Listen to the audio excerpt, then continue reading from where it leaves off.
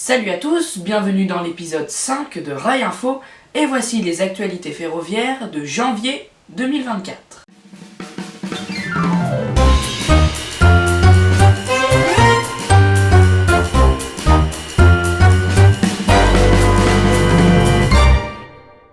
Voici les titres des actualités de janvier 2024.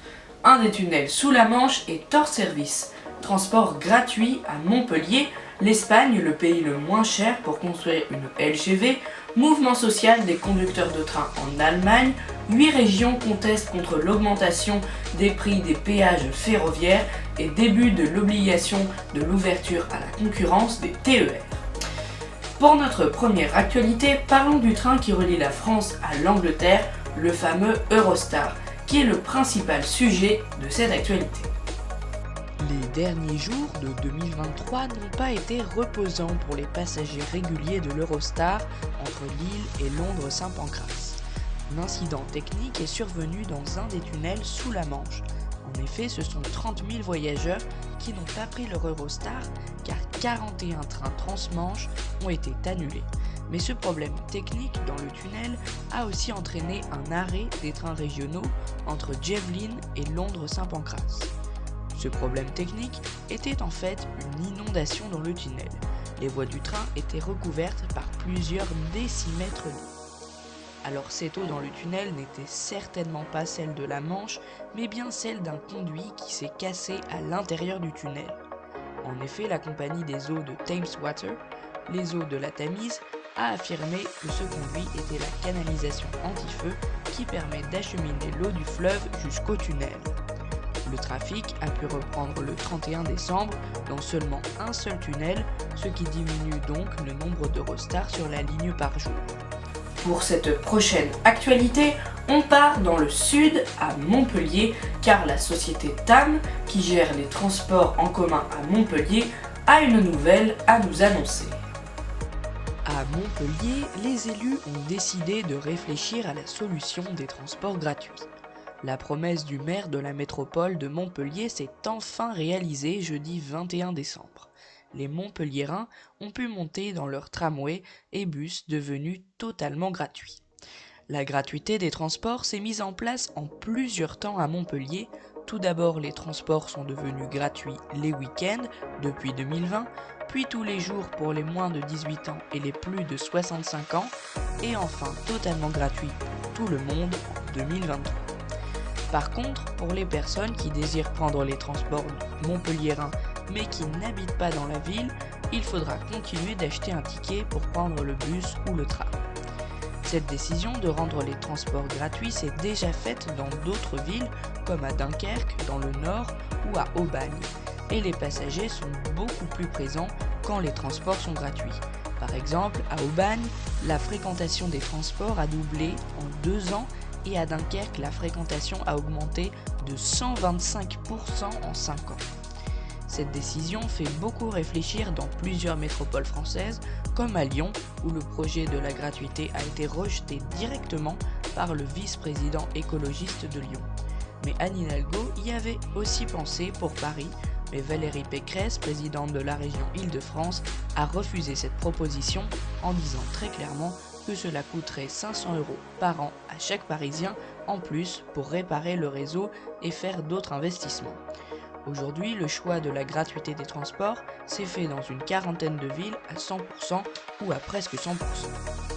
À présent, quittons la France et direction l'Espagne, car notre pays voisin a développé le réseau ferré à grande vitesse le moins cher d'Europe. Regardez un peu ça.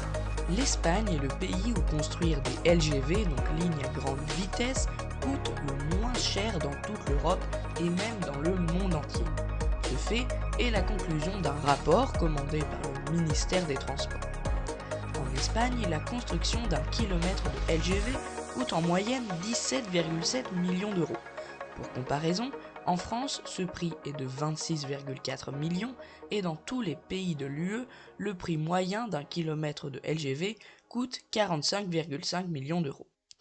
Pour expliquer cela, il faut se pencher sur le coût de la main-d'œuvre et le coût foncier, qui est visiblement plus bas en Espagne que parmi les 26 autres pays de l'Union européenne. Un autre facteur qui se joue en Espagne selon le rapport est que les Espagnols sont généralement favorables à la construction de LGV, ce qui évite les dépenses dans les mesures de compensation imposées par les collectivités locales. Direction à présent dans un autre pays voisin de la France, l'Allemagne. En effet, les conducteurs de train de la Deutsche Bahn sont en grève et je vous explique pourquoi. Après 3 jours de grève des conducteurs de train en Allemagne du 10 au 13 janvier 2024, qui a par conséquent supprimé 80% du trafic ferroviaire national selon l'entreprise allemande Deutsche Bahn. Les syndicats des conducteurs tentent de trouver un compromis avec la compagnie ferroviaire pour espérer un retour à la normale.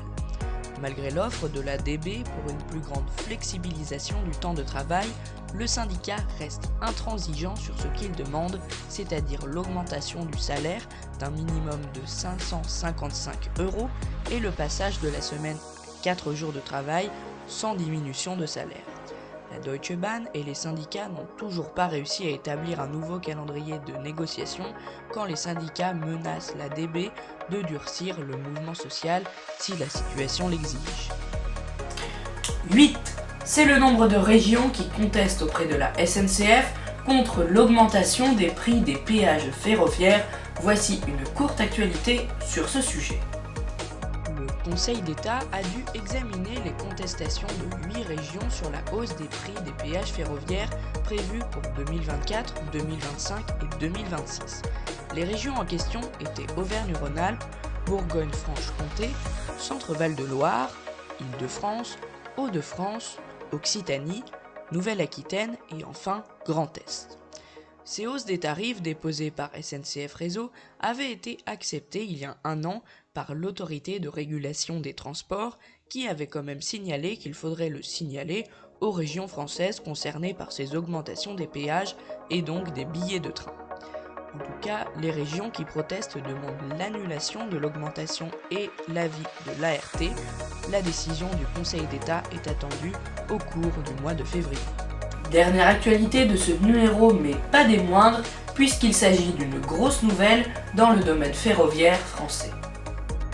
C'est une page qui se tourne pour la SNCF et les régions françaises. En effet, il ne sera plus possible pour les régions françaises de signer une convention d'exploitation des TER vis-à-vis de la SNCF. L'ouverture à la concurrence des TER en France devient obligatoire. En effet, c'est la fin de la période de transition qui a duré 5 ans en France, dans laquelle l'ouverture à la concurrence par d'autres compagnies ferroviaires était possible, mais pas obligatoire. Cette période, qui a duré pour nous en France de 2019 à 2023, a pu durer bien plus longtemps dans d'autres pays de l'UE, comme en Allemagne où elle a duré 17 ans, de 1994 jusqu'en 2011. Pour résumer, dès à présent en France, les lignes de TER que vous pouvez prendre régulièrement, peut-être quotidiennement, pourront changer d'exploitant, ce qui s'associe souvent aussi à un changement de matériel roulant. Pour citer un exemple, comme concurrent à la SNCF, il y a par exemple Transdev qui va réaliser un Marseille-Toulon-Nice à bord de rames Omneo. Mais aussi, à plus grande échelle, il y a la Renfe, par exemple, qui a dans ses projets de faire un Paris-Lyon-Marseille avec ses AVO. Merci d'être resté jusqu'à la fin de cette vidéo. Oui, je tourne cet outro en voix off parce que je l'ai oublié de le faire avec ma caméra. Bref, je voulais vous dire merci d'être resté jusqu'à la fin de cette vidéo. Si elle vous a plu, n'hésitez pas à la rétribuer d'un petit pouce bleu, à vous abonner et de le dire en commentaire. Si la vidéo vous a plu ou pas, ça me fait beaucoup plaisir et ça aide au développement de cette chaîne. En tout cas, merci d'être resté jusqu'à la fin et je vous souhaite une bonne journée et à bientôt pour une nouvelle vidéo.